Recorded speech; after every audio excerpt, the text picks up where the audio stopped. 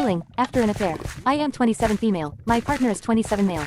To keep it short, I've lived 10 lives compared to my partner in the amount of time I've been alive. Different states, multiple education paths, long-term relationships under my belt, been through abuse, court, friends murdered, partners jailed, dad died, single mom for 4 years, saw, PTSD, and much more bullshit. At that same time, my partner just had a very typical life. One girlfriend that lasted a year and a lot of hookups in between. High school, punk scene, shows and good times. Nothing ever really went south or any real responsibilities until we got together. He chased me and I kept saying no, I am done dating, till I decided to finally give him a shot. He was persistent and I thought he may very well be a good guy for me. His friends had raving reviews of his character and for a long time I felt safe and so goddamn lucky. He's into D&D, fantasy but also into motorcycles and old cars, works a good job at the port of LB 10 years clean. He felt safe. Right before our anniversary I became pregnant. He was horrified, not that he didn't want kids but that he didn't feel ready to be a dad. Having kids to him was the last step of his life plans. Whereas, I was already a mom of a 4-year-old, I have been ready to be a parent for a long time now, so the fear wasn't that heavy for me. I was more fearful of uprooting my life to move to LB. I lived 30 minutes away and my daughter had everything in place where I was at.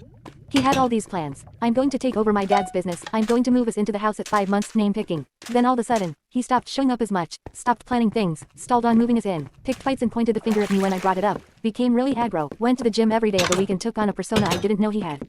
I was livid the entire time, cause I wanted to know WTF was going on with moving. I was only getting more pregnant and uncomfortable. He waited all the way till month of baby due date to get us in there and once he was so shut off.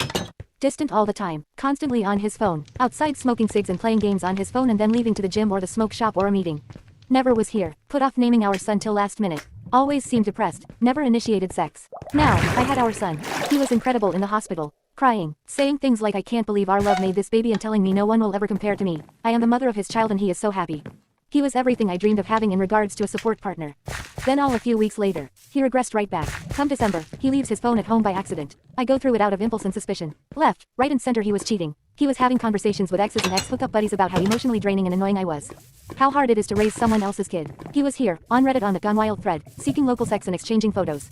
He was having a long-term, 8-month-long relationship with a girl who he used to sleep with on and off in an open marriage and knew about me.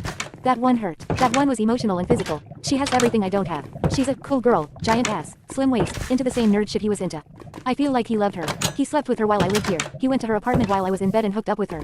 I do remember hearing him crying in the shower after hindsight. When I caught him, he swore off everything. He completely deleted every app without me asking. Got a therapist, did step work and answered all my questions honestly even though it killed me. He doesn't really know how he was able to do it all, but intends to fix himself so he doesn't destroy his family any further. Is it possible to have loved someone and cheated purely out of self-destruction and fear? Is it possible to heal after an affair? I have been experiencing PTSD symptoms. I do talk therapy, trauma therapy and support groups 3 times a week just to not want to die and be the mom I need to be for my kids. My self-worth is shot. Healing feels like putting a band-aid on a dead body. I'm broken and desperate for hope.